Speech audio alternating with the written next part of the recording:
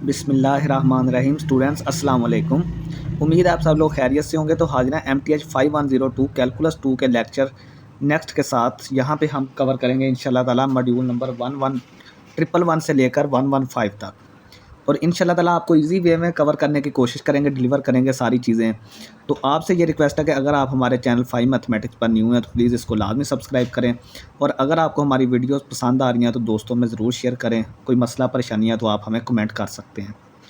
तो चलिए स्टार्ट करते हैं। यहाँ से सबसे पहले जो है वो प्रॉपर्टीज़ हैं कुछ कन्वर्जेंट सीरीज़ की, ठीक है। यानी अगर कोई सीरीज़ कन्वर्जेंट है तो उसकी कुछ प्रॉपर्टीज़ होंगी, वो हम देखते हैं। यहाँ पे हमने दो सीरीज़ ली हैं, एक an ली है और दूसरी bn ली है। दोनों इनफाइनाइट सीरीज़ हैं, 1 से लेकर इन्फिनिटी तक। क्या मतलब है, इनफाइनाइट सीरीज़ हैं दोनों, और दोनों कन्वर्ज कर रही हैं। इसका मतलब ये हुआ, it implies that sequence of their partial sums converge. अगर दो सीरीज़ कोई कन्वर्ज कर रही हैं तो वो कब कन्वर्ज करती हैं, जब उनका सीक्वेंस ऑफ पार्शियल सम्स भी क्या करता है, कन्वर्ज करता है। तो देखें, जो फर्स्ट सीरीज़ है जिसको हमने an से बोला है, अगर उसका kth पार्शियल सम अगर उसका a को कन्वर्ज कर रहा है, और दूसरी सीरीज़ जिसको हमने bn बोला है, अगर उसका kth पार्शियल सम जिसको हमने tk बोला है वो b को कन्वर्ज कर रहा है, और a और b जो है वो हमारे क्या हैं, रियल नंबर्स हैं यहाँ पर।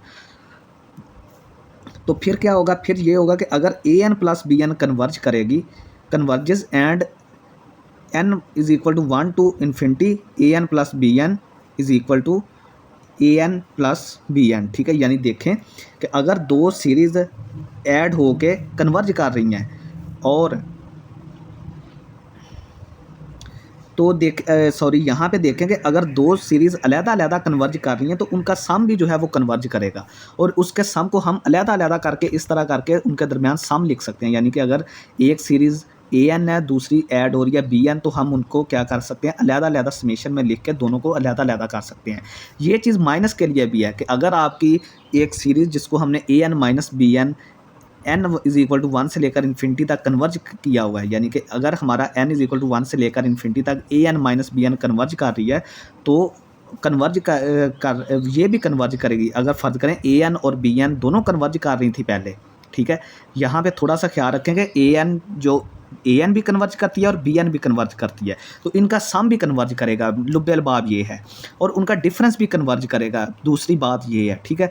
अगर कोई आपके पास रियल नंबर c है तो वो an से मल्टीप्लाई हो रहा है, तो आपने क्या करना है, उसको समेशन से बाहर निकाल लेना है, और फिर आपने क्या करना है, उस सीरीज़ का क्या करना है, सम लेना है, ठीक है। वो भी कन्वर्ज करेगा। यानी कि अगर c into an n is equal to 1 to infinity है, और c यहाँ पे कोई रियल नंबर है, तो आपने क्या करना है कि c को बाहर निकाल लें, और ये सीरीज़ जो है वो आप अलहदा से एवेलुएट कर सकते हैं। सिंपल सी बात यहाँ पे आइडिया जो था कि वो ये है कि अगर an एक सीरीज़ है और वो भी कन्वर्ज कर रही है, और bn एक सीरीज़ है वो भी कन्वर्ज कर रही है, और उनके kth पार्शियल सम जिसको हमने sk बोला है और tk बोला है, ये किसी नंबर a को कन्वर्ज कर रहे हैं और किसी नंबर b को कन्वर्ज कर रहे हैं, और a और b यहाँ पे क्या है, रियल नंबर्स हैं। तो an प्लस bn यानी दोनों सीरीज़ का जो सम होगा वो भी कन्वर्ज करेगा, और उस सम को हम कैसे लिख सकते हैं, अलग-अलग करके लिख सकते हैं। इसी तरह उनका जो डिफरेंस होगा वो भी कन्वर्ज करेगा, और डिफरेंस को भी हम क्या लिख सकते हैं, अलग-अलग करके लिख सकते हैं। इसी तरह अगर कोई an सीरीज़ c हमारा कोई रियल नंबर है तो उससे मल्टीप्लाई हो रही है, तो वो भी कन्वर्ज करेगी, और उसको हम कैसे लिख सकते हैं, उसको हम c बाहर निकाल के अलग-अलग करके लिख सकते हैं, ठीक है। इसकी एक एग्जांपल देखते हैं। n is equal to 1 to infinity 1/2 की पावर n प्लस, ये दो सीरीज़ हैं, ठीक है। ये एक सिंगल समेशन है और दो फंक्शंस पे ये अप्लाई हो रही है। ये सॉरी, ये फर्स्ट है और ये सेकंड है। आपने क्या करना है, सबसे पहले इस पे अप्लाई करें, ठीक है। इस पे आपने सीरीज़ अप्लाई कर दी, समेशन अप्लाई किया इस पे, तो ये आ गया, दरमियान में प्लस है, प्लस आ गया। अब आपने इस पे अप्लाई करना है, ठीक है। अब देखें कि अगर फर्स्ट सीरीज़ को आप देखें तो जैसे ये 1/2 है ना, यानी फ्रैक्शन की शक्ल में, तो जैसे जैसे आप n की वैल्यू बढ़ाते जाएंगे ये 0 की तरफ जाती जाएगी, तो ये सीरीज़ कहाँ पे कन्वर्ज करेगी, 0 की तरफ। सेकंड सीरीज़ जो है वो हमने पीछे कैलकुलेट करके आए हैं एक क्वेश्चन में, ये 0.7 को कन्वर्ज करती है। तो दोनों सीरीज़ को जब दोनों जमा हो रही हैं तो इसका मतलब ये है कि 0 प्लस 0.7, इसका ओवरऑल आंसर फिर क्या आ जाएगा, 0.7 आ जाएगा। नेक्स्ट हमारे पास है geometric series. It is the sum of terms of form. ये ऐसी टर्म्स का सम है जो कि इस तरह की हैं, a प्लस AR। जिस तरह हमने ज्योमेट्रिक सीक्वेंस पढ़ा था, तो ज्योमेट्रिक सीक्वेंस की अगर टर्म्स को हम सम कर दें तो ये देखें AR की पावर 3, यानी देखें यहाँ पे जो R है, हर टर्म को हम आर से यहाँ पे स्केयर आएगा, सॉरी, ठीक है, यहाँ पे क्या आएगा, स्केयर आएगा। ए था पहली टर्म, फिर हमने इसको ए को आर से ज़रब दी तो ए आर आ गया, फिर हमने ए आर को आर से ज़रब दी तो ए आर स्केयर आ गया। तो इसका मतलब ये सारी सीरीज़ कौन सी है, ज्योमेट्रिक सीरीज़ है। तो ये इसका जो nth टर्म होती है ए एन जिसको हम बोलते हैं, वो क्या हमने पढ़ी है, ए आर की पावर n-1। ये एक इनफाइनाइट है, तो ये n से n=1 से लेकर इन्फिनिटी तक। आर यहाँ पे क्या कहलाता है, कॉमन रेशो कहलाता है, ठीक है। एग्जाम्पल देखते हैं इसकी, ये सीरीज़ है इसकी, ये हमने इसकी टर्म्स लिखी हैं कुछ खोल के। n हमने 1 लिया तो 1 आ गया आंसर, n हमने 2 लिया तो 1/2 आ गया, ठीक है। इस तरह करके हम ये 4 टर्म्स और ये up to so on infinity तक चलती जा रही हैं। यहाँ पे पहली टर्म a जो है वो 1 है, r यहाँ पे कॉमन रेशो क्या है, कॉमन रेशो r है 1/2, यानी कि 1/2 कैसे हम फाइंड करते हैं, दूसरी टर्म को पहली पे डिवाइड करके, तो 1/2 को 1 पे डिवाइड किया तो 1/2 ही आ गया। अब देखेंगे अगर इसका पार्शियल सम, केथ पार्शियल सम जो है उसको हमने एस के बोला है, अगर इस सीरीज़ का जो केथ पार्शियल सम है उसको हमने एस के बोला है, तो हमने क्या किया, पहली A R plus A R square, तो हमने क्या किया, इस सीरीज़ में ये जो है वैल्यू यहाँ पे n की जगह पे क्या पुट कर दिया, के पुट कर दिया। तो देखें ए हमारा जब n हमारा 1 होगा तो क्या आएगा, a आ जाएगा, n हमारा 2 आएगा तो ये आ जाएगा, n हमारा 3 होगा तो ए आर स्केयर, जब k होगा n हमारा तो ये आ जाएगा। यहाँ पे r की वैल्यू 1 है, ठीक है, r हमारा क्या है, 1 है। इफ़ r हमारा, अगर r हमारा 1 होगा तो एस के हमारा किसकी तरफ जाएगा, ए के होगा, एस के हमारा किसकी तरफ जाएगा, ए के की तरफ होगा, ठीक है। यहाँ पे r की वैल्यू आप 1 पुट करके देखें तो एस के हमारा किसकी तरफ जाएगा, एस के हमारा जाएगा ए के की तरफ, ठीक है। अगर ए हमारा ग्रेटर दैन 0 है तो एस के हमारा अप्रोचेस टू इन्फिनिटी है, as k approaches to infinity so it diverge, यानी कि देखें अगर आपकी r की वैल्यू 1 है तो केथ पार्शियल सम किसके बराबर आएगा, ए के। और अगर ए आपका ग्रेटर दैन 0 है, अगर आपकी पहली टर्म ही ग्रेटर दैन 0 है तो बाकी टर्म्स देखें मल्टीप्लाई हो रही हैं और ऐड हो रही हैं, तो एस के आपका इन्फिनिटी की तरफ जाएगा और आपका के जो है इन्फिनिटी की तरफ जाएगा। तो ये सीरीज़ हमारी क्या, तो ये सीरीज़ यहाँ पे क्या कर देगी, डाइवर्ज कर देगी, क्योंकि हमारा केथ पार्शियल सम जो है वो इन्फिनिटी की तरफ चला गया। तो जब केथ पार्शियल सम हमारा इन्फिनिटी जाएगा तो वो फिर क्या होगा, सीरीज़ हमारी डाइवर्ज कर देगी। अगर हमारा r जो है वो 1 के बराबर नहीं है तो फिर हम क्या करेंगे, फिर हम एस के जो है इसको 1 - r से अगर मल्टीप्लाई करें, यानी ये देखें ये एस के किसके बराबर था, इस चीज़ के बराबर, दोनों तरफ 1 - r से मल्टीप्लाई करें तो ये चीज़ आ जाएगी, ठीक है। अब इस तरफ 1 - r इंटू एस के चल रहा है और इस तरफ आपने क्या करना है, ये पहले 1 से मल्टीप्लाई करेंगे तो ये सारी चीज़ आ जाएगी, फिर आपने दरमियान में माइनस डाल के इस सारी सीरीज़ को r से मल्टीप्लाई करना है तो ये चीज़ आ जाएगी। तो देखिए यहाँ से ए आर से कट गया क्योंकि ये प्लस का है और ये माइनस की सारी टर्म्स हैं। ए आर स्क्वायर से यहाँ से ए आर की पावर 3 से कटेगी। इस तरह चलते चलते चलते ए आर के -1, यहाँ पे ए आर के -1 भी, इससे पिछली टर्म ए आर के -1 होगी ना, इससे पिछली टर्म इससे, तो वो इससे कट के फिर क्या बचेगा, यहाँ से ए बचेगा और यहाँ से ए की पावर ए इंटू आर की पावर के आ गया। तो यहाँ से देखें ये आ गया और यहाँ से ये आ गया, ये तो वैसे ही साथ चल रहा है। अब आपने क्या करना है कि दोनों तरफ ए से कॉमन ले लें यहाँ से, तो ए इंटू 1 - r की पावर के आ गया, एस के फिर किसके बराबर आ गया, ये 1 - r जाके उधर डिवाइड हो गया। अब हमने लिमिट के अप्रोचेस टू इन्फिनिटी एस के फाइंड आउट करनी है, ठीक है। अगर हमारा r की एब्सोल्यूट वैल्यू लेस दैन 1 है तो देखें ये फिर जब के हमारा अप्रोचेस टू इन्फिनिटी होगा तो इस तरह का जो फंक्शन होता है ये वाला r की पावर के, ये किस तरफ जाएगा, 0 के बराबर जाएगा, ठीक है। यानी कि देखें अगर हमारा लिमिट के अप्रोचेस टू इन्फिनिटी एस के, ठीक है, लिमिट के अप्रोचेस टू इन्फिनिटी ए, और ये फिर ये वाली जो टर्म है 0 की तरफ, क्योंकि मैंने आपको ये बता दिया है r यहाँ पे हमारा क्या है, लेस दैन 1 है, ठीक है। अगर r हमारा लेस दैन 1 है तो ये टर्म हमारी r की पावर के 0 की तरफ जाएगी। तो देखें ये वाली टर्म 0 की तरफ चली गई, a/1 - r हमारा पीछे बच गया और ये सीरीज़ क्या कर जाएगी, कन्वर्ज कर जाएगी, ठीक हो गया। तो नेक्स्ट बात कर देंगे, अगर r हमारा r की absolute value greater than or equal to 1 है तो फिर क्या होगा, फिर ये हमारी r की पावर के जो टर्म है इस पूरे फार्मूले में वो इन्फिनिटी की तरफ जाएगी। तो देखें लिमिट के अप्रोचेस टू इन्फिनिटी एस के हमने किया, तो ये वाली जो r की पावर के है ये इन्फिनिटी की तरफ जाएगी। तो हमारा पूरे का पूरा जो सिस्टम होगा वो इन्फिनिटी ये वाली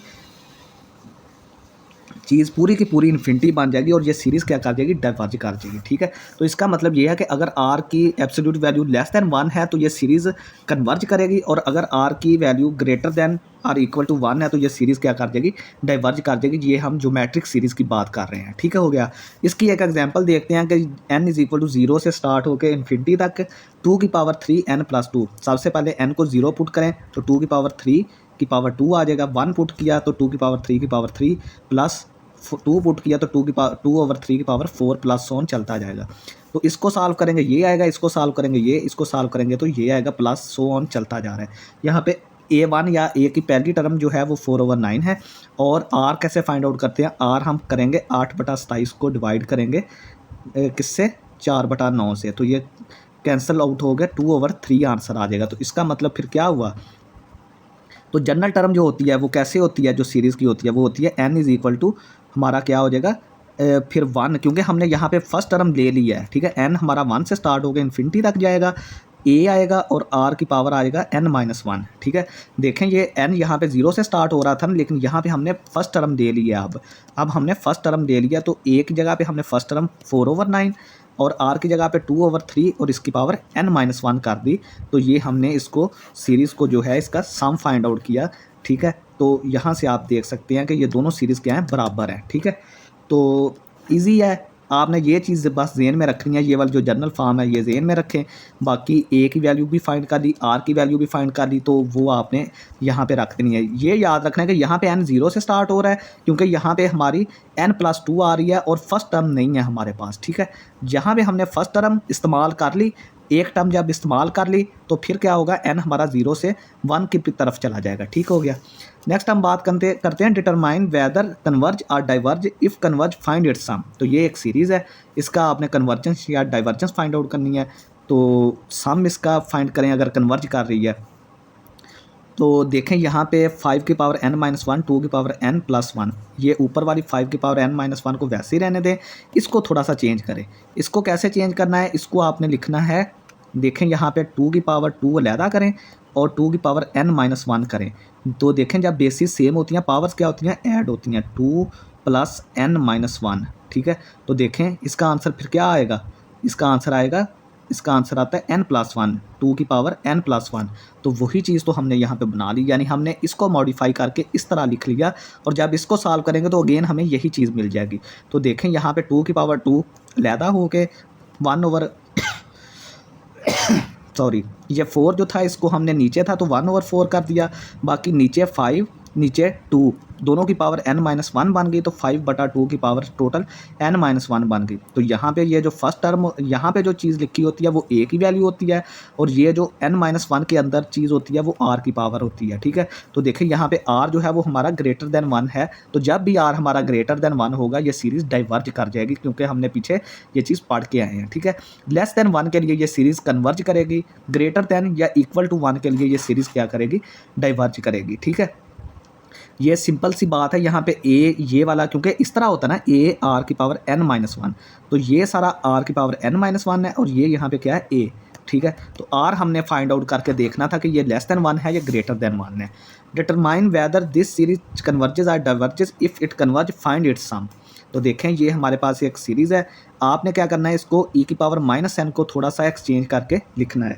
तो देखें यहाँ पे e⁻1 अलहदा कर लें, e⁻1 अलहदा कर लें और उसकी पावर n-1 कर दें। देखें मैं आपको यहाँ पे बताता हूँ कि क्या होगा। यहाँ पे e⁻1 एक है, e⁻1 एक है, ये क्या बन गया, पावर की पावर जमा होती है, ये बन जाएगा एक मिनट, देखें ये पावर की पावर पहले ज़रब खाएगी, पावर की पावर ज़रब खाएगी, यानी कि -n बनेगा और +1 बनेगा।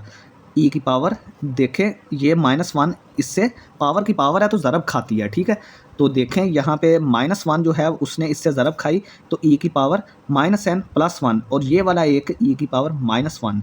अब देखें दोनों की बेसिस सेम है, पावर्स क्या होंगी, ऐड होंगी, तो पावर्स ऐड होने की वजह से +1 और -1 कट जाएंगे, तो आपको दोबारा क्या मिलेगा, e की पावर -n मिलेगा, ये जो लिखा है। तो हमने इसको क्या किया, मॉडिफाई करके बस ये चीज़ लिखी है।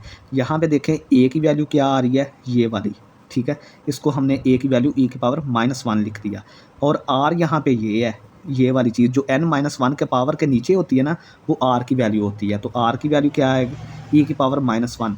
अब ई की पावर -1 हमेशा जो है वो 0 से बड़ा होता है और 1 से छोटा होता है। तो ये सीरीज़ क्या कर जाएगी, फिर कन्वर्ज कर जाएगी। आर की वैल्यू जब लेस दैन 1 होगी तो ये सीरीज़ कन्वर्ज कर जाती है। तो ये सीरीज़ कन्वर्ज कर गई। इसका सम कैसे फाइंड करेंगे, इसका सम फाइंड करने का फार्मूला होता है a/1 - आर, जो मैंने आपको यहाँ पे किधर गया वो पेज, ये देखें, यहाँ पे ये वाला फार्मूला जो था, ठीक है। ये कन्वर्ज जब सीरीज़ करेगी तो इसका सम ये होगा, सम के लिए फार्मूला a/1 - आर, ठीक है। तो यही फार्मूला हमने यहाँ पे इस्तेमाल किया है। तो ए की जगह पे वैल्यू रखें, आर की जगह पे रखें, और इसको थोड़ा सा सॉल्व करके ये 1/e बनेगा, ये भी 1/e बनेगा, नीचे एलसीएम लेके ऊपर लेके जाएँ चीज़ें, तो ये आपका फाइनल आंसर आएगा, ठीक है। नेक्स्ट स्टूडेंट्स बात करते हैं, एक और क्वेश्चन है कि राइट 2.3 और 4.5, 2.3, 4.5 और 4.5 के ऊपर बार है। जब बार होता है तो उसका क्या मतलब होता है, उसका मतलब ये होता है कि बार वाला जो नंबर होता है ना, वो इनफाइनाइटली मैनी टाइम रिपीट होता है, ठीक है। तो देखें 2.3 वैसे ही आ गया, और 4.5 के ऊपर बार है, तो 4.5, 4.5, 4.5, 4.5 सो ऑन चलता जाएगा। हमने क्या करना है, हमने इस नंबर को फ्रैक्शन की शक्ल में लिखना है ज्योमेट्रिक सीरीज़ को इस्तेमाल करके, यानी दो इंटीजर्स की फ्रैक्शन में लिखना है। जिस तरह के क्या हो सकता है, वो 2/3 हो सकता है, 4/9 हो सकता है। इस तरह की हमने एक फ्रैक्शन में लिखना है जिसमें दोनों इंटीजर्स हों। किसको इस्तेमाल करके, जो यूजिंग ज्योमेट्रिक सीरीज़। तो देखें, सबसे पहले हम स्प्लिट करेंगे डेसिमल और non repeating and repeating parts. तो देखें, सबसे पहले 2.345 को हमने 2.3 अलहदा कर दिया, और बाकी प्लस 0.045, 0.045, 45, 45 सो ऑन चलता जाएगा, ठीक है। हेयर 0.45, 45, 45 क्या किसके बराबर है, वो बराबर है 0.045, ठीक है। फिर आपने प्लस डाल के 0.00045। देखें, ये दो डेसिमल्स, ये दो नंबर्स रिपीट हो रहे थे ना। अब ये आपने पहले नंबर में एक ज़ीरो है, फिर आपने जितने नंबर्स रिपीट हो रहे होते हैं उतने के हिसाब से आपने ये ज़ीरो बढ़ाते जाना है। देखें, 0.045 था पहले, तो अगले में 3 ज़ीरो और 745, अगले में 5 ज़ीरो और 745, ठीक है। ये हमने क्या किया, इसको ज्योमेट्रिक सीरीज़ में लिख लिया, एक ज्योमेट्रिक सीरीज़ में लिख लिया। सबसे पहले हमने क्या किया कि जो नॉन रिपीटिंग पार्ट था उसको अलहदा कर लिया, और जो रिपीटिंग पार्ट था उसको अलहदा कर लिया। नॉन रिपीटिंग पार्ट में 2.3 था, तो 2.3 जब हमने इस्तेमाल कर लिया तो पीछे क्या बचा, 0.045, क्योंकि ये 3 तो हमने इस्तेमाल कर लिया, तो इसकी जगह पे क्या आएगा, 0.045, 4545 चलता जाएगा। अब आप इसको अगर ऐड करें ना इन दोनों को, तो आपको दोबारा यही आंसर मिलेगा, ये वाला, ठीक है। तो यहाँ पे हमने क्या किया, 0.045 सो ऑन को जो है हमने उसको सीरीज़ की शक्ल में लिख लिया। देखें, पहले नंबर पे कितने ज़ीरो आ रहे थे, एक आ रहा था, ठीक है। पहले नंबर पे 1 ज़ीरो आ रहा था, और नंबर कितने रिपीट हो रहे हैं, 2। तो आपने 2 के हिसाब से इसको चेंज करते जाना है। पहले पे 1 ज़ीरो अशारिया के बाद फिर 3 ज़ीरो, फिर 5 ज़ीरो, प्लस ऑन चलता जाएगा। फिर आपने क्या करना है, इनके अशारिया ख़त्म करने हैं। अशारिया ख़त्म करेंगे तो 1000 आएगा, इसका करेंगे तो 1 लाख आएगा, इसका करेंगे तो ये चीज़ आएगी। यहाँ पे फर्स्ट टर्म ए की वैल्यू, और आर कैसे फाइंड आउट करेंगे, इस टर्म को ऊपर रख के इस पर डिवाइड करेंगे तो ये 1/100 आएगा। हैंस, तो इसका मतलब ये है कि इस सीरीज़ जो ये जो नंबर है इसका सम हम कैसे फाइंड करेंगे। ये जो नंबर है, मसला प्रॉब्लम ये नंबर कर रहा है क्योंकि ये रिपीट हो रहा है बार बार, इसका सम हमने ज्योमेट्रिक सीरीज़ से फाइंड करना है। बाकी 2.3 का इशू कोई नहीं है हमें, ठीक है। तो देखें, ये फिर क्या होगा, a/1 - आर, ए की वैल्यू रखें, 1 - आर करें तो ये 45/990 होगा। तो इसको अब आपने क्या करना है, ये 2.3 इसकी जगह पे क्या हमारे पास आया, 45/990। तो ये रखें 2.3, प्लस करें दोनों को, इसको कट के 1/22 आ गया, और इसका शारिया ख़त्म करके नीचे 10 आएगा, ठीक है। और इसको ऐड करें, एलसीएम लें तो आपका फाइनल आंसर 129/55 आ जाएगा। तो देखें हमने कैसे एक रिपीटिंग डेसिमल को ज्योमेट्रिक सीरीज़ को इस्तेमाल करके एक फ्रैक्शन में लिख दिया। ये इजी था, कोई मसला नहीं है। आपको कोई भी नंबर दें, आपने उसका रिपीटिंग पार्ट अलहदा करना है, नॉन रिपीटिंग पार्ट अलहदा करना है, और जो रिपीटिंग पार्ट है उसको आपने लेके ज्योमेट्रिक सीरीज़ में चेंज करना है। फिर उसका सम फार्मूला इस्तेमाल करके आपने उसको ईजिली सॉल्व कर देना है। नेक्स्ट हमारे पास है डाइवर्जेंस टेस्ट फॉर सीरीज़। अब देखते हैं कि जो सीरीज़ जो है वो डाइवर्ज कब होती है, उसके लिए हमारे पास कुछ टेस्ट होते हैं। ये series n is equal to 1 to infinity a n converges precisely when its sequence of partial sums s k approaches to a finite limit as k approaches to infinity। तो मैंने आपको बताया था कि कोई सीरीज़ कब कन्वर्ज करती है, जब उसके पार्शियल सम्स का जो सीक्वेंस है वो एक फाइनाइट नंबर को अप्रोच करे, फाइनाइट लिमिट को अप्रोच करे, जब k अप्रोचेस टू इन्फिनिटी हो। टू सी दिस, इसको देखने के लिए देखेंगे limit k approaches to infinity a k. अब यहाँ पे ए के हमने क्यों लिखा, तो ए के को हम कैसे लिख सकते हैं, limit k approaches to infinity a k, यानी केथ टर्म का जो पार्शियल सम, केथ टर्म की जो लिमिट है k अप्रोचेस टू इन्फिनिटी, वो हम फाइंड आउट करना चाह रहे हैं। क्योंकि हमने ये चीज़ पढ़ी है कि जब उसका केथ पार्शियल सम अप्रोच करता है किसी फाइनाइट नंबर को, जब k अप्रोचेस टू इन्फिनिटी होता है, तो फिर वो सीरीज जो है वो कन्वर्ज करती है। ठीक है, अब देखें एक जगह पे हमने एस के माइनस 1 लिख लिया। देखें जब एस के था, एस के में क्या कौन सी टर्म थी, A1 A2 A3, कहाँ तक थी, ए के तक।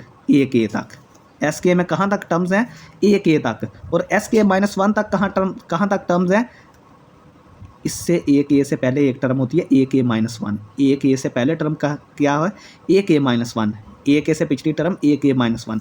तो देखें एस के में टर्म्स हैं A1 से लेकर ए के तक, और एस के माइनस 1 में कहाँ से कहाँ तक टर्म्स हैं, A1 से लेकर ए के माइनस 1 तक। तो देखें दोनों माइनस हो रही हैं, तो सारी टर्म्स काट जाएंगी सिवाय ए के। तो इसका मतलब ये है कि ए के को हम इस तरह लिख सकते हैं। अब दोनों पे लिमिट अप्लाई करें, इस पर लिमिट अप्लाई की तो इसका आंसर ऐसा आया, इसके लिमिट अप्लाई की तो इसका आंसर ऐसा आया, दोनों माइनस हो रहे हैं तो आंसर क्या आ गया, 0 आ गया। तो देखें a necessary condition for convergence is that terms of series satisfy an approaches to infinity as n approaches to infinity। तो कन्वर्जेंस के लिए एक नेसेसरी कंडीशन ये है कि अगर आपकी कोई सीरीज़ कन्वर्ज कर रही है तो उसका मतलब ये होगा कि उसकी जो nth टर्म है, उसकी जो nth टर्म है वो अप्रोच करे 0 को, जब आपका n अप्रोचेस टू इन्फिनिटी होगा।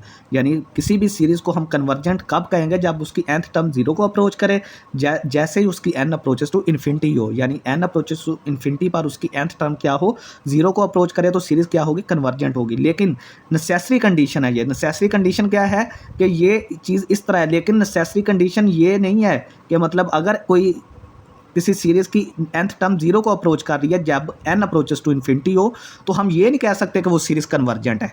यानी कि ये एक साइड पे ट्रू है, दूसरी साइड पे ट्रू नहीं भी हो सकती, ये ज़रूरी नहीं है। तो नेसेसरी कंडीशन ये है कि जब भी कोई सीरीज़ कन्वर्जेंट होगी तो उसकी nth टर्म जो है वो 0 को अप्रोच करेगी जब n अप्रोचेस टू इन्फिनिटी होगा। लेकिन अगर कोई nth टर्म किसी सीरीज़ की 0 को अप्रोच करती है और n हमारा इन्फिनिटी को जा रहा है, तो ये ज़रूरी नहीं है कि वो सीरीज़ क्या हो, कन्वर्जेंट हो। यही चीज़ जो है वो नेसेसरी कंडीशन की डेफिनेशन भी है। आप इसको ये यहाँ से स्टडी कर सकते हैं कि a necessary condition is something that must be true if a statement is true. ये नेसेसरी कंडीशन जो है वो ऐसी चीज़ होती है जो कि ट्रू हो अगर स्टेटमेंट ट्रू है, but by itself it may not be enough to guarantee truth. लेकिन ये अपने आप में ये ज़रूरी नहीं है कि वो उस सच को साबित करने के लिए भी ज़रूरी हो। ठीक है, मैंने आपको मिसाल दे दी है कि फ़र्ज़ करें अगर कोई सीरीज़ कन्वर्जेंट है तो उसकी nth टर्म जो है वो अप्रोच करेगी 0 को जब n अप्रोचेस टू इन्फिनिटी होगा। लेकिन अगर किसी सीरीज़ की nth टर्म अप्रोच कर रही है 0 को जब n अप्रोचेस टू इन्फिनिटी है, तो ये ज़रूरी नहीं है कि वो सीरीज़ कन्वर्जेंट हो। यही चीज़ जो है वो आपको समझाएगी नेसेसरी कंडीशन क्या होती है। यानी कि ये नेसेसरी कंडीशन है कि अगर कोई सीरीज़ कन्वर्जेंट है तो ये चीज़ आपकी ज़रूर होगी, लेकिन अगर ये चीज़ होगी तो ये नेसेसरी नहीं होगा कि वो सीरीज़ भी कन्वर्जेंट होगी। ठीक है, तो इसका मतलब ये है कि if a n does not approaches to 0 as n approaches to infinity, तो ये सीरीज़ क्या कर जाएगी, डाइवर्ज कर जाएगी, और लिमिट ए एन जो है वो 0 के बराबर नहीं होगी। तो इसका मतलब ये है कि ये सीरीज़ डाइवर्ज कब होगी, जब आपका ए एन जो है वो 0 को अप्रोच ना करे, जब एन अप्रोचेस टू इन्फिनिटी हो, और ये सीरीज़ क्या कर जाएगी, फिर डाइवर्ज कर जाएगी, और लिमिट ए एन जो है वो 0 के बराबर नहीं होगी। और ये वाला टेस्ट जो है वो सिर्फ डाइवर्जेंस प्रूव करने के लिए है। सीरीज़ की अगर आपने डाइवर्जेंस प्रूव करनी है तो ये टेस्ट आपने इस्तेमाल करना है। तो वो डाइवर्ज कब करेगी सीरीज़, जब उसका ए एन जो है वो 0 को अप्रोच नहीं करेगा, जब एन अप्रोचेस टू इन्फिनिटी होगा। अगर उसका ए एन अप्रोचेस टू 0 हो जाएगा तो ये टेस्ट जो है वो कोई भी रिजल्ट नहीं देगा, बल्कि इनकन्क्लूसिव हो जाएगा, कोई और टेस्ट हमें इस्तेमाल करना पड़ेगा। इसकी एक एग्जांपल देखते हैं कि apply divergence test if divergent test prove series divergent state so otherwise indicate that test is conclusive. तो देखें हमने यहाँ पे 2 एग्जांपल्स है, वहाँ पे हमने डाइवर्जेंट टेस्ट इस्तेमाल करना है। हमने ये चीज़ बतानी है कि क्या डाइवर्जेंट टेस्ट ने काम किया है, अगर नहीं किया तो हमने ये भी बताना है। ठीक है, तो पहला हमारा क्वेश्चन है n is equal to 1 to infinity 2n + 5 over n। सबसे पहले क्या करें, 2n के नीचे भी बटा n कर दें और 5 के नीचे भी n कर दें। तो 2n n से कट गया तो ये 2 आ गया, 5 over n। तो as n approaches to infinity, जब हमारा n अप्रोचेस टू इन्फिनिटी होगा तो ये टर्म 0 की तरफ जाएगी। तो इसका मतलब ये है कि इसका आंसर 0 आया, तो 2 + 0 2 आ गया। तो इसका मतलब ये हुआ कि इसकी जो हमारे पास लिमिट है n अप्रोचेस टू इन्फिनिटी वो 2 पे चली गई है, तो ये सीरीज़ डाइवर्जेंट होगी, यानी कि ये सीरीज़ डाइवर्जेंट होगी। इसकी जो लिमिट है, इस सीरीज़ की जो लिमिट है वो 0 की तरफ नहीं गई।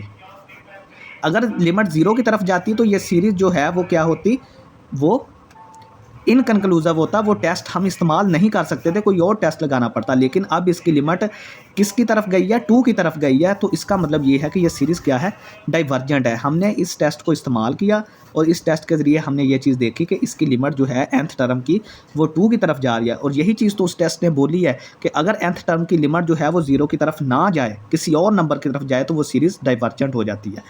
इसी तरह अगर ये सीरीज़ है, जब हम n अप्रोचेस टू इन्फिनिटी करवा रहे हैं, तो नीचे इन्फिनिटी आएगा तो ये नंबर 0 की तरफ जाएगा। तो देखें n अप्रोचेस टू इन्फिनिटी पर इसकी nth टर्म 0 की तरफ जा रही है। तो जब ये n अप्रोचेस टू इन्फिनिटी पर 0 की तरफ जाएगी तो ये टेस्ट हमारा क्या होगा, इनकन्क्लूसिव होगा, हमें कोई और टेस्ट इस्तेमाल करना पड़ेगा। नेक्स्ट है integral test. Suppose n is equal to 1 to infinity an is a series with positive terms. ठीक है, हमने ये चीज़ लेट किया कि ये हमारे पास एक सीरीज़ है और इसमें जो टर्म्स हैं वो सारी पॉजिटिव हैं। And there exist a condition positive decreasing f of x. ठीक है, कंटिन्यूस पॉजिटिव डिक्रीजिंग। तो ये सीरीज़ जो है वो क्या होनी चाहिए, कंटिन्यूस होनी चाहिए, पॉजिटिव होनी चाहिए और डिक्रीजिंग भी होनी चाहिए एफ ऑफ एक्स। यानी कि there exist a continuous positive decreasing function such that f of n is equal to a n. तो अगर तो देखिए यहाँ पर अगर हमारे पास सीरीज़ एक ऐसी है जिसकी टर्म्स पॉजिटिव है और फिर क्या हुआ कि हमने एक ऐसा फंक्शन लिया जो कंटिन्यूस है, पॉजिटिव है और डिक्रीजिंग फंक्शन है, और उसके ज़रिए हमने nth टर्म के ज़रिए वो फंक्शन डिफाइन कर दिया। यानी कि जो उसकी nth टर्म थी उसमें हमने x की जगह पे n पुट कर दिया। ठीक है, तो वो हमारे पास एक all integers n is equal to greater than 1। ठीक है, देन तो अगर वो कह रहा है कि अगर आप 1 से लेकर इन्फिनिटी तक, देखें सीरीज़ कहाँ से लेकर कहाँ तक, सिर्फ 1 से लेकर इन्फिनिटी तक, अगर आप F of x D x ये इम्प्रॉपर इंटेग्रल आपका कन्वर्ज कर जाएगा तो सीरीज़ भी कन्वर्ज कर जाएगी। यानी कि आपने क्या किया कि जो सीरीज़ थी उसके रिलेटेड आपने एक इम्प्रॉपर इंटेग्रल बना दिया। सबसे पहले आपके पास एक सीरीज़ थी, फिर आपने क्या किया कि एक फंक्शन लिया, फंक्शन से आपने इम्प्रॉपर इंटेग्रल बनाया, फिर इम्प्रॉपर इंटेग्रल को चेक किया कि ये कन्वर्ज कर रहा है तो सीरीज़ भी हमारी कन्वर्ज कर जाएगी, अगर वो डाइवर्ज कर रहा है तो सीरीज़ भी हमारी क्या कर जाएगी, डाइवर्ज कर जाएगी। Use to determine the convergence of many series by comparing them to improper integrals। तो ये जो टेस्ट है ये बहुत सारी सीरीज़ की कन्वर्जेंस और डाइवर्जेंस को चेक करने के लिए हम इस्तेमाल करेंगे by comparing the improper integral. यानी कि हम क्या करेंगे, सीरीज़ को इम्प्रॉपर इंटेग्रल से कंपेयर करेंगे, उसको सॉल्व करेंगे। अगर उसका आंसर कोई कन्वर्जिंग आता है तो सीरीज़ भी कन्वर्जिंग होगी, अगर उसका आंसर डाइवर्जिंग आता है तो हमारी सीरीज़ भी क्या होगी, डाइवर्जिंग होगी। तो ये स्टूडेंट्स हमारा यहाँ पे लेक्चर एंड होता है। उम्मीद है आपको समझ आई होगी। बाकी आपको कोई मसला हो तो कमेंट कर सकते हैं, कोई परेशानी हो तो आप हमें बता सकते हैं। चैनल को लाजमी सब्सक्राइब करें। बहुत शुक्रिया स्टूडेंट्स, अल्लाह हाफिज़।